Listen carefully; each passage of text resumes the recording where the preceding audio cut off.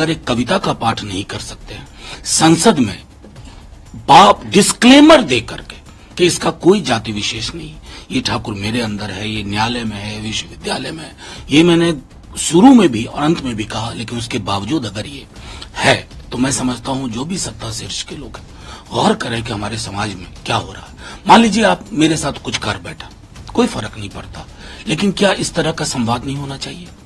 क्या उत्पीड़न के व्याकरण पे बात नहीं होनी चाहिए? चल रहा है मेरा मणिपुर, इस देश का हिस्सा, नागरिक परेशान है, प्रतिदिन मौत हो रही है, बीजेपी के अपने लोग चिट्ठियां लिख रहे हैं, वहां बम बुलेट नहीं दिख रहा है मीनाक्षी लेखी।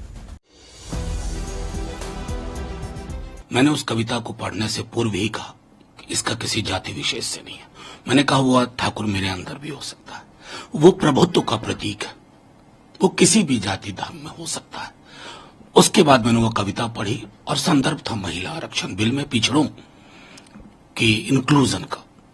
उसके बाद कुछ प्रतिक्रियाएं हुई, हमने अपनी तरफ से कोई प्रतिक्रिया नहीं दी, क्योंकि संसद के पटल पर मेरे भाषण को, दिए गए भाषण को जो कोई सुन लेगा, पूरा व्हाट्सएप फॉरवर्ड नहीं, पूरा भाषण, वो ये बात मानेगा कि इसका किसी जाति विशेष से कोई ताल्लुक नहीं था, प्रभुत्व के व्याकरण के संदर्भ में था।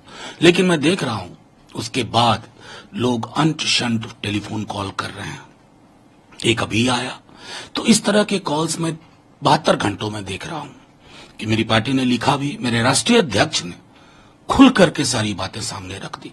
उसके बाद भी अगर ये विवाद है ना, तो इस विवाद के पीछे कुछ ऐसे तत्व हैं जिनको दलित बहुजन समाज की चिंता से कोई फर्क नहीं पड़ता, जिनको ये नहीं समझना है कि कविता क्या थी, उसके पूर्व और उसके पश्चात मैंने क्या कहा। अब जाहिर तौर पर अगर समाज की ये स्थिति है तो मैं क्या कहूं। लेकिन सर जो धमकी वाले क्या धमकी दे रहा है? अब वो इस तरह की अब शब्द गला काट लूंगा, ये कर दूंगा, वो कर दूंगा, मैं उसमें जाना ही नहीं चाहता।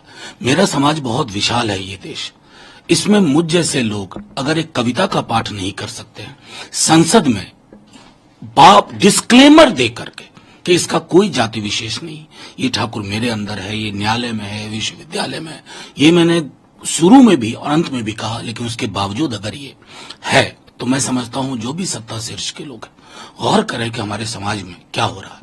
मान लीजिए आप मेरे साथ कुछ कर बैठा, कोई फर्क नहीं पड़ता, लेकिन क्या इस तरह का संवाद नहीं होना चाहिए? क्या उत्पीड़न के व्याकरण पे बात नहीं होनी चाहिए? बस मैं इतना कह करके इसको रखता हूं। लेकिन सर आपको डर नहीं लगता अगर जान से मारने की धमकी मिल देखिए, तो? अत्यंत सुरक्षा में भी लोग दुनिया से चले जाते हैं। अगर मैं सिर्फ ये समझता हूं कि ये मेरे व्यक्तिगत चिंता के का विषय नहीं है। इस देश के लिए क्या ऐसा होगा कि एक कविता पढ़ी जाए पार्लियामेंट में, उसके बाद कोई कहे कि सर काट देंगे, ये कर देंगे, वो कर देंगे, तो ये बाकी लोग जो हैं वो इस पर सोचें। सर लोकसभा के चुनाव होने में केंद्रीय मंत्री नितिन गडकरी का एक बयान है, उन्होंने कहा है कि अगला जो लोकसभा इलेक्शन होगा उसमें उन्होंने डिसाइड किया है कि वो ना तो अपने बैनर लगाएंगे, ना ही पोस्टर लगाएंगे, ना ही अपने वोटर्स के लिए टी ऑफर करेंगे कि आइए चाय पीजिए। उनका ये कहना है कि जिनको वोट देना है वो वोट देगा, जिसको नहीं देना है नहीं देगा।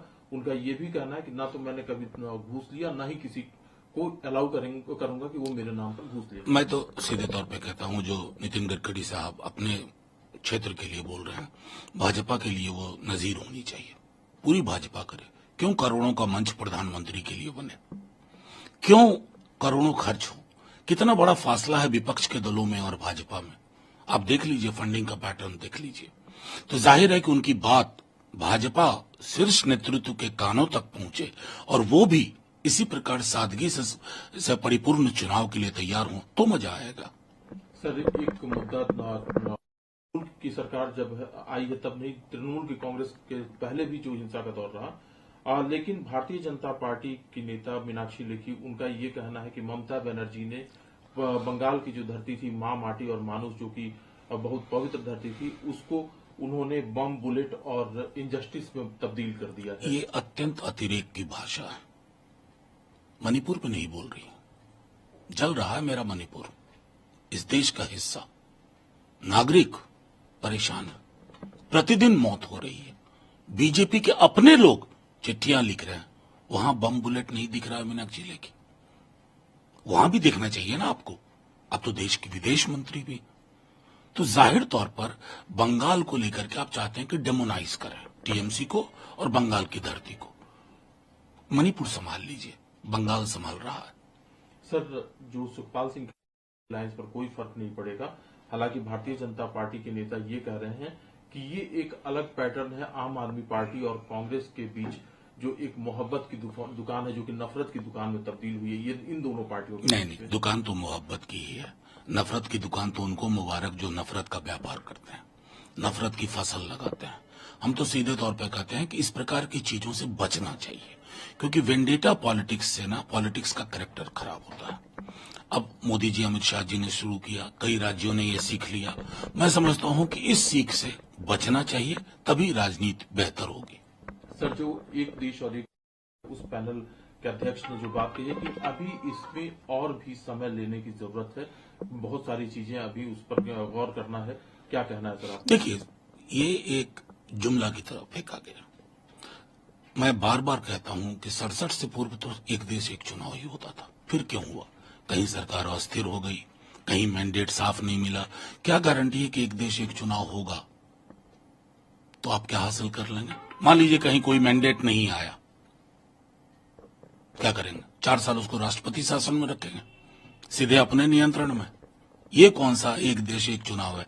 मैं समझता हूं ये संघीय व्यवस्था के चरित्र के खिलाफ है और लोकतंत्र की भावनाओं के खिलाफ है। सर, लॉ कमीशन ने बदलाव करने के पक्ष में नहीं है, तो लॉ कमीशन क्या कहना है सर आपका? देखिए, पॉक्सो एक्ट में को लेकर के लॉ कमीशन की जो चिंता है ना, उस पर सदन में भी एक बार बहस होनी चाहिए। कई सारे मसले हैं उस पर, और उस पर चर्चा के बगैर मैं समझता हूँ सिर्फ लॉ कमीशन के लिमिटेड ऑडियंस को ना ला करके वहां पर चर्चा हो और विशद हो। सर, महिला आरक्षण बिल उसे है, लेकिन पी चिदम्बरम साहब का एक ट्वीट है जिसमें उन्होंने कहा है कि ये तो बिल्कुल कोई टाइम ही नहीं है, कुछ पता ही नहीं है कि कब से। देखिए, मैं सीधी सी बात कहता हूं, कोई बिल जब एक्ट बनता है महामहिम के हस्ताक्षर के बाद, तो उसमें रहता है with effect from. With effect from, इसमें क्या लिखेंगे विथ इफेक्ट फ्रॉम? 24 ना, 29 दिखता नहीं है, 34 अच्छा कर पाएंगे, 39। मैं समझता हूं ये एक ऐसी विडंबना है, ऐसी विसंगति है जिससे बचा जा सकता था। ठोक ठठा करके एक ऐसा बिल लाना था जिसमें उस व्यापक बहुजन आबादी को जिसको आपने खारिज किया उसका भी इंक्लूजन होता और 24 के लिए कर देते। वो संभव था, आपने वो रास्ता नहीं अख्तियार किया। सर, एक आखिरी सवाल है के लिए घूस लिया जाता है, तमिल एक्टर ने लगाए थे आरोप। आईएनबी मिनिस्ट्री ने एक इंक्वायरी कमेटी गठित की है, लेकिन जो ये आरोप है इसके पहलुओं को अगर देखें तो कई सारे फिल्मकारों के बयान भी आए हैं कि ऐसा होता रहे। कि आपका क्या मानना है? मैं तो सीधे तौर पर कहता हूं कि जहां कहीं एक ऐसी संस्था जिसकी एक महत्वपूर्ण भूमिका है, उस पर अगर आरोप निराधार भी हो, तब भी संज्ञान लेकर के अनुसंधान होना चाहिए, क्योंकि ये आपके अंदर चिंता उत्पन्न करता है कि क्या फिल्मों को ये सर्टिफिकेट वो सर्टिफिकेट मनी के लेन देन के बेसिस पे होता। अगर ये है तो एक ऐसी संस्था जिसने न जाने कितने अच्छे कार्य किए हैं उसको धूमिल हो जाएगी वो। सर, एक आखिरी सवाल है सर, ये एक बार फिर स्कॉटलैंड ग्लासगो में एक गुरुद्वारे में इंडियन हाई कमिश्नर को जाने से रोका गया। वहां पर वो गुरुद्वारे की कमेटी के साथ मीटिंग करने जा रहे थे, लेकिन कुछ सिख संगठनों के द्वारा उनको रोका गया और साफ तौर पे कहा गया कि यहाँ आने की जरूरत नहीं है, हम आपका कभी भी वेलकम नहीं करेंगे। ये इस तरह की घटनाएं दुर्भाग्यपूर्ण है। वहां की सरकार को फौरन इसका संज्ञान लेना चाहिए। किसी भी जगह की धरती का इस्तेमाल अगर इस तरह की कार्यशैली के लिए तो वो काबिल बर्दाश्त नहीं है, वो स्वीकार्य नहीं होगा हिंदुस्तान की हुकूमत को।